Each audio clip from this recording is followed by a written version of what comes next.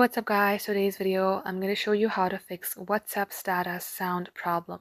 So first of all, if you are facing that problem, you're going to have to immediately restart your device. After restarting your device, simply press your volume down or volume up button and make sure that your ringtone is high and your media is also high. Now as you do that, head over to your Play Store. Let's go ahead and make sure that our WhatsApp application is updated. So search for WhatsApp.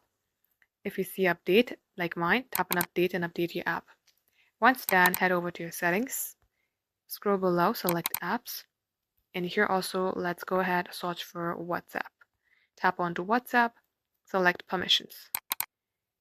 In here, make sure microphone is selected to allowed.